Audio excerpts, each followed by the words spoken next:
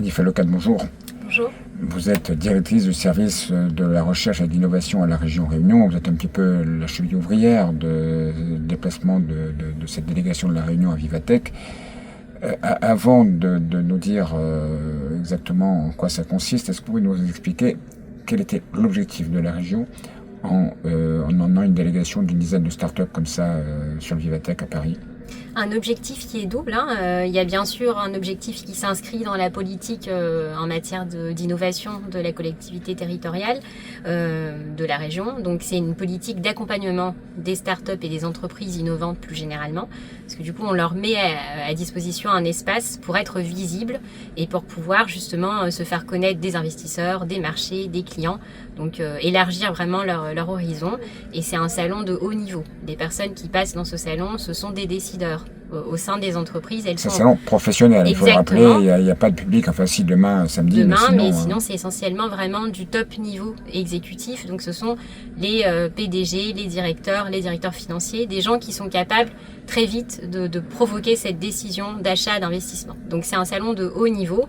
Il faut être prêt, donc c'était aussi un travail de préparation de ces startups. Il ne s'agissait pas seulement de sélectionner les meilleures startups, mais c'était aussi de leur donner les chances. Alors avant, comment est-ce qu'on les sélectionnait ? Alors on a fait un petit appel à manifestation d'intérêt qui est sorti donc au début de l'année. On a eu pas mal de candidatures, une vingtaine, donc il y a eu une sélection qui a été opérée par un jury composé de nos élus mais également de partenaires qui étaient mobilisés dans cette délégation et sélectionnés sur des critères qui étaient bien sûr qu'elles aient un intérêt à être au salon, puisqu'on ne vient pas dans un salon professionnel juste pour voir, on vient si on a un objectif concret. Donc un objectif d'investissement, de prise de contact d'investisseurs ou de clients. Et surtout avoir des choses à montrer, parce que vous avez pu vous rendre compte en vous baladant dans les rangées de ce salon, on est au milieu de grands groupes internationaux, on a les innovations de Meta, de Google, d'LVMH autour, il faut pouvoir capter l'attention. Et ça, on le fait parce qu'on a, par exemple, le lampadaire solaire de Runtech, le mur végétalisé de Greenskin, qui attire le regard et qui montre aussi le côté concret de l'innovation. Donc ça a été vraiment le travail de sélection et aussi de briefer ces entreprises pour des pitchs qui sont très percutants. Alors, rappelons ce que c'est qu'un pitch. Bien sûr, alors le pitch, c'est cette courte présentation de 2 minutes environ qui permet très rapidement d'expliquer le projet. En anglais. En anglais. Alors, il y a eu quand même un petit peu aussi des pitchs en français parce que ça reste un salon à Paris, mais c'est vrai qu'il faut pouvoir jongler entre les deux. Et ça, c'est un exercice intellectuel qui se prépare. Donc, on a essayé de réunir vraiment les conditions pour ça. Deuxième objectif aussi de cette présence au salon, c'est de commencer à déployer la marque de territoire Réunion.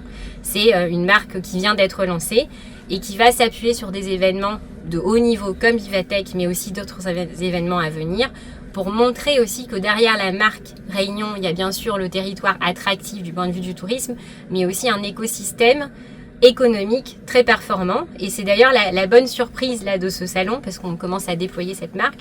Les gens arrivent appâtés par le côté La Réunion, chaleureux, etc. On vient voir, vous êtes de La Réunion, etc. Et sont agréablement surpris de notre qualité, de notre performance économique, parce qu'ils regardent les innovations, ils regardent nos startups et ils nous disent « mais vous êtes bons, il y a à faire ». Donc là, ce matin, on avait des équipes d'LVMH qui venaient voir l'une de nos startups. Hier, on a eu aussi Renault qui est passé voir une autre startup. Ce sont vraiment des grosses boîtes et elles prennent le temps, parfois 15 minutes. Ce matin, on avait le ministère des Armées qui est venu 30 minutes aussi voir l'une des startups. Ça prouve vraiment l'intérêt.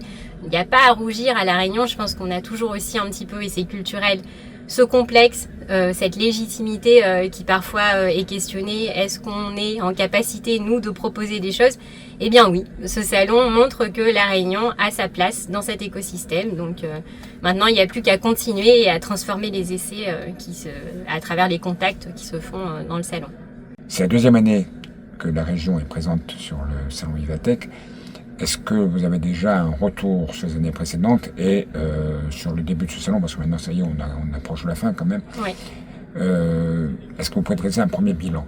Oui, alors déjà, c'est très bien d'avoir eu une première édition l'année dernière, parce qu'on a eu le retour, le feedback de mes collègues qui ont accompagné la délégation et bien sûr de nos élus sur le fait que c'est un salon qui se prépare. Donc déjà cette année, on a essayé de préparer, de coacher les startups en amont, ce qu'on disait, de préparer au pitch, de leur dire aussi préparez-vous en prenant des créneaux, parce que les rendez-vous se calent en amont du salon. On n'arrive pas la fleur au fusil dans un salon comme Vivatech. Donc déjà, premier bilan, c'est qu'en étant un petit peu plus préparé, on maximise sa présence dans le salon. Et deuxième bilan à chaud, parce que là on est encore dans le salon, dans l'euphorie, c'est vraiment la satisfaction d'un stand qui ne désemplit pas. La délégation est extrêmement occupée. On a très peu de temps. Je pense qu'en étant sur le stand, on peut se rendre compte que ça n'arrête pas. Il y a des présences de médias nationaux, il y a des présences d'investisseurs, divers contacts, même institutionnels, des gens qui passent. Et il faut sans cesse répondre, montrer vraiment ce qu'on a à montrer. Donc déjà la satisfaction d'un stand qui attire, et c'est la première mission qu'on souhaitait accomplir. Ensuite, la marque Réunion qui a l'air aussi de faire son petit bonhomme de chemin. On a beaucoup de Réunionnais de la diaspora qui passent. Et je pense qu'on a vraiment intérêt à capitaliser aussi sur cette... Mais s'il y a des Réunionnais qui passent, ce sont des Réunionnais qui sont déjà patrons, propriétaires de sociétés, de start-up. Rappelons que là, nous sommes dans un salon professionnel. Donc les Réunionnais qui passent sont des patrons de start-up ou d'entreprises ou des cadres de grandes entreprises. Et on se dit, voilà, la Réunion est partout. La Réunion économique est partout et on va pouvoir, nous, s'appuyer demain sur cette diaspora économique qui va pouvoir peut-être constituer des ambassadeurs, des ambassadrices de cette marque et montrant aussi la force de notre réseau. Nous sommes petits, nous sommes au milieu de l'océan Indien, mais nous avons des connexions avec l'Asie, avec les États-Unis, avec l'Europe et aussi des relais importants pour nouer des contacts commerciaux, business, des opportunités. Donc vraiment, ça va être, je pense, un atout. Et donc le bilan, c'est que cette marque, elle est visible. On a donc une signalétique La Réunion qui attire un petit peu le monde. On est bien placé aussi, on a des grands stands d'entreprises qui sont dans notre allée. Donc ça permet de faire venir du monde et nous, après, d'essayer de travailler ces contacts et d'en tirer le meilleur profit. Un des premiers objectifs des startups qui sont venus ici cette année, c'était de trouver des investisseurs. Alors, pas toujours, parce que vraiment, on a un profil assez hétérogène. Par exemple, Runtech, qui propose des lampadaires solaires, c'était surtout visibilité. Ils sont plutôt sur une cible d'éclairage public, donc plutôt d'institutionnel. Solaire. Mais comme on a beaucoup de régions, d'institutionnels, de la CCI qui est à côté de nous, je pense que c'est pas mal pour eux de s'appuyer aussi sur ce salon pour se connaître. Après, il y a effectivement, comme Torscal, des startups qui sont dans une phase là de recherche d'investisseurs et il faut se tenir prêt. Est-ce que ça marchait pour eux ? Elle me dit qu'elle a fait quelques rendez-vous. Maintenant, il faut formaliser tout ça. On a aussi d'autres startups qui ont des résultats. Alors, on n'a pas sur notre stand cette année une startup qui était présente, donc c'est Crowda, qui vient de réaliser une levée de fonds importante et qui a son propre stand à Viva. Donc là, c'est un parcours de succès aussi qui montre que le passage à Vivatech peut être un point de succès et d'accélération. Il y a Jean-Christophe Abbott aussi qui, avec sa société, j'ai oublié son nom. Avec Philbat, qui est dans une phase de croissance importante. Et qui a obtenu une levée de fonds importante. Exactement. Donc, et Philbat qui était présent l'année dernière, Greenskin aussi. Alors justement, c'était mon autre question. Il y a plusieurs entreprises qui étaient déjà présentes l'an dernier, qui sont là à nouveau cette année. Oui. Et pour avoir discuté avec eux, ils disaient que c'était bien. Oui. Que la première année, quand on arrive, on est un peu... On découvre. On découvre, mais surtout, on se prend une gifle, quoi. Parce que, on se prend une claque, hein. Ouais. Et qu'il faut du temps, et que quand on vient la deuxième fois, on est bien plus performant. Exactement. Et c'est pourquoi donc nos élus n'ont pas souhaité fermer l'accès aux startups qui étaient présentes l'année dernière, disant qu'on laissait la chance à tous. Si effectivement on avait eu dans l'échantillon des gens qui avaient répondu des startups qui étaient vraiment pas assez matures pour être montrées, on aurait pu faire ce choix de ne montrer que des anciennes. Et en même temps, il y avait dans les nouvelles des pépites. Par exemple, on ne regrette vraiment pas d'avoir donné une chance à Runtech qui a fait l'effort de venir avec son lampadaire solaire. Mais le nombre de visiteurs qui sont venus pour voir ce lampadaire, qui s'étaient renseignés en amont, voire même des médias nationaux qui venaient pour voir ce lampadaire. Donc c'est la preuve qu'il faut, je pense, travailler ce mixte entre startups déjà présentes, qui ont une maturité, qui peuvent aussi coacher les nouvelles, et les nouvelles qui ont cette fraîcheur et qui viennent pour découvrir, mais aussi avec parfois des objectifs très concrets. Donc je pense qu'on a là une délégation qui est assez représentative aussi de l'état de notre écosystème, avec des entreprises à différentes phases, qui travaillent sur différentes verticales métiers, sur les filières prioritaires que sont l'énergie, la partie sanitaire aussi avec Torscal. c'est plutôt une fierté. On a de belles entreprises.